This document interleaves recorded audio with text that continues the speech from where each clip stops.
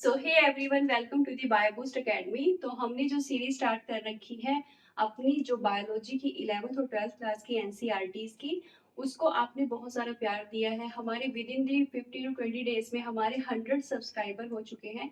तो इसके लिए बहुत ज़्यादा थैंक यू। और ऐसे ही अगर आपको फर्दर वीडियोस अच्छी लगती हैं तो प्लीज़ ऐसे ही अपना प्यार दीजिएगा, लाइक शेयर एंड सब्सक्राइब कीजिए। और आज का जो हमारा टॉपिक है that is the cardiac cycle. ठीक है, तो ऑलरेडी हमने हार्ट के बारे में बहुत कुछ जान लिया है कि हार्ट का स्ट्रक्चर क्या होता है। और हमने देखा है कि भाई हार्ट में जो डिफरेंट जो चैम्बर्स होते हैं उनकी फॉर्मेशन कैसे है, उनमें कौन कौन से वॉल्व लगे होते हैं। इसके साथ साथ हमने ब्लड के बारे में और भी देखा कि ब्लड के कंस्टिट्यूएंट्स क्या क्या होते हैं, मतलब ब्लड में जो सेल्स होती हैं वो कौन कौन सी होती हैं। आज हम देखेंगे कि भाई जो ब्लड होता है वो हार्ट से किस तरह से पंप करता है। उसी को हम बोलते हैं cardiac cycle. Cardiac cycle nothing but कि एक आपकी जो हार्ट बीट होती है, एक हार्ट बीट एंड होती है और दूसरी जो हार्ट बीट स्टार्ट होती है, उसके बीच का जो भी साइकिल होता है हमारे हार्ट में उसको हम बोलते हैं कार्डिक साइकिल। ठीक है, तो जो कार्डिक साइकिल होता है 1 मिनट में, जो कार्डिक साइकिल्स आपको पता है कि 1 मिनट में हार्ट जो है वो 72 टाइम्स जो है वो बीट करता है। तो इस वजह से हम बोल सकते हैं कि 1 मिनट में आपके टोटल साइकिल्स होते हैं cardiac cycle, they are the 72 cycles. ठीक है, और वन साइकिल की जो ड्यूरेशन होती है, वन साइकिल की ड्यूरेशन होती है वो होती है 0.8 सेकेंड के अराउंड। ठीक है, तो अभी कार्डिक साइकिल होता कैसे है, कैसे ये स्टार्ट होता है। तो सबसे पहले उसका एक हम फ्लो चार्ट देखते हैं और फिर हम एक डायग्राम के थ्रू से समझेंगे कि कार्डिक साइकिल क्या है। सबसे पहले हमने देखा था कि हमारे हार्ट में होता है एक ऐसे नोड जिसको क्या हम बोलते हैं, पेसमेकर। ठीक है, वहीं से इलेक्ट्रिकल इंपल्स जनरेट होते हैं जिसकी वजह से जो हार्ट है वो हमारा कॉन्ट्रैक्ट करता है। सबसे पहले हम देखेंगे कि भाई एक है हमारा ऐसे नोड, ऐसे नोड, ये क्या करता है, ये क्या करता है, इंपल्स जनरेट करता है। इंपल्स यहाँ से जनरेट होते हैं ऐसे नोड से।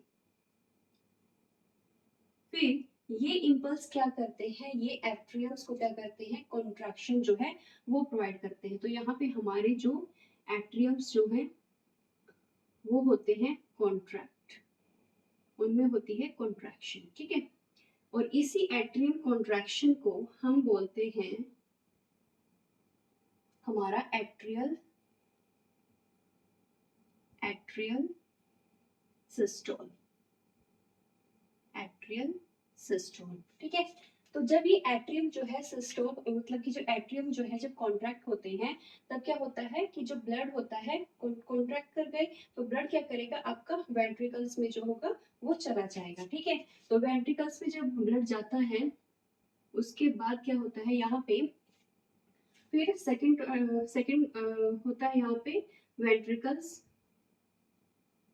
जो आपके वेंट्रिकल्स होते हैं, वेंट्रिकल कॉन्ट्रैक्शन। ठीक है, अब ये जो कॉन्ट्रैक्शन है, हमें पता है कि एट्रियम में तो कॉन्ट्रैक्शन किसने कराई थी, ऐसे नोड ने। ठीक है, अब हमें पता है यहाँ पे बंडल ऑफ हिस होता है हमारा वेंट्रिकुलर वॉल में, तो वहां से इंपल्स जो है बंडल ऑफ हिस में आते हैं और फिर उसके बाद जो है वेंट्रिकल जो है वो कॉन्ट्रैक्ट करते हैं। वेंट्रिकल की कॉन्ट्रैक्शन को हम बोलते हैं वेंट्रिकुलर डायस्टोल। ठीक है, सॉरी सिस्टोल, सिस्टोल। देखो, जो कॉन्ट्रैक्शन होती है उसके लिए वर्ड यूज होता है सिस्टोल, जब रिलैक्स होता है तब उसके लिए टर्म होती है डायस्टोल। ठीक है, तो ये हो गया आपका एट्रियम कॉन्ट्रैक्शन, वेंट्रिकुलर कॉन्ट्रैक्शन। फिर उसके बाद आता है आपका जॉइंट रिलैक्सेशन। जॉइंट, जो एट्रियम और वेंट्रिकल्स है वो इकट्ठे ही रिलैक्स करते हैं जिसको हम बोलते हैं जॉइंट रिलैक्सेशन, जॉइंट रिलैक्सेशन। इसी को हम क्या बोलते हैं, diastole. This is the diastole. ठीक है, अब ये प्रोसेस हो गया जिसमें हम देखते हैं कि कॉन्ट्रैक्शन कहाँ कहाँ पे हो रही है, रिलैक्सेशन कब कब हो रही है। फिर उसके बाद हम देखते हैं कि अब ये जो है कॉन्ट्रैक्शन से क्या इफेक्ट पड़ता है। सपोज करो ये हार्ट के आपके 4 चैम्बर हैं,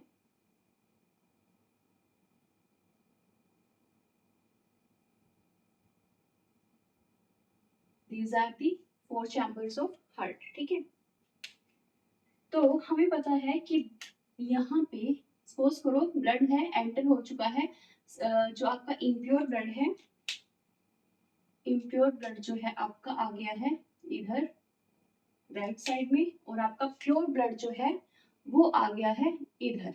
ठीक है, अब क्या होगा, यहाँ पे हमें पता है कि एक होता है एसए नोड। सो यहाँ पे होता है आपका एक एसए नोड। ठीक है, ये एसए नोड क्या करेगा, इम्पल्स जनरेट करेगा, और यहाँ पे क्या होगा, एट्रियम जो होंगे वो कॉन्ट्रैक्ट करेंगे, तो इसको हम बोलते हैं एट्रियल सिस्टोल। तो एट्रियम जब हमारे कॉन्ट्रैक्ट कर रही हैं, this is called as the atrium systole. अब क्या होता है, जब ये कॉन्ट्रैक्ट करेंगे तो ब्लड कहाँ चला जाएगा, आपके वेंट्रिकल्स में। ठीक है, तो यहाँ पे इस तरह से बीच में वॉल है, तो यहाँ पे आपका इम्प्योर ब्लड है और ये है आपका प्योर ब्लड।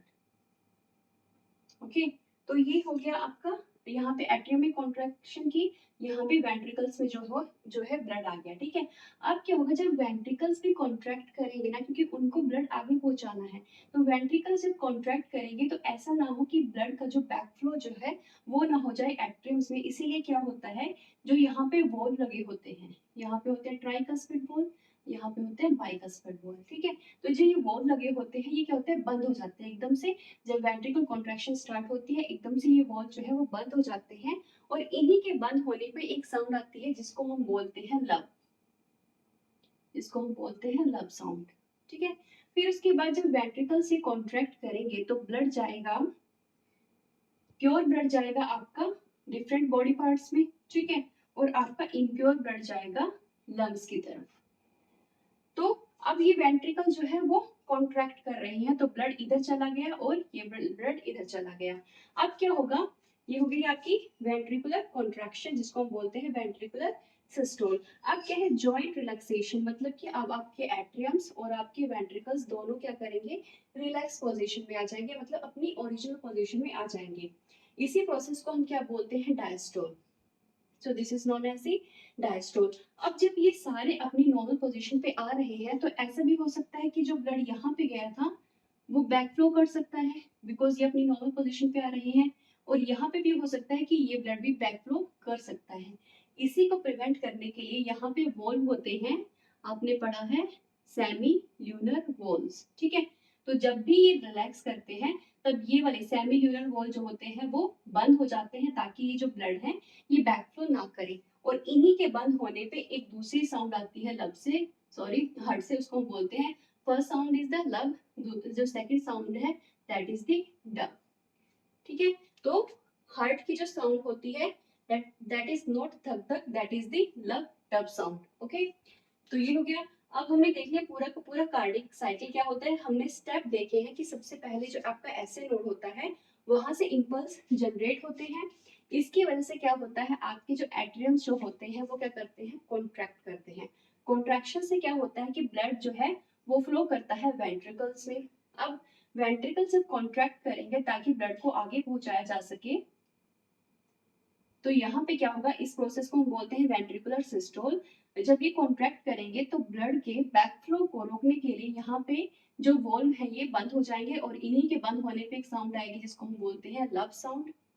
फिर जब आपका जो वेंट्रिकल्स हैं और एट्रियम है, ये दोनों इकट्ठे ही क्या करते हैं, रिलैक्स करते हैं, और इन्हीं के रिलैक्स होने पे क्या होता है कि भाई आपकी जो सेमी ल्यूनर वॉल्व होते हैं ये क्लोज हो जाते हैं। क्लोज होने से सेकंड साउंड होती है that is the dub sound. ठीक है, तो ये हो गया आपका complete process of the cardiac cycle. 1 minute में 72 साइकिल्स होते हैं, और 1 साइकिल जो होता है वो 0.8 सेकेंड में कंप्लीट हो जाता है।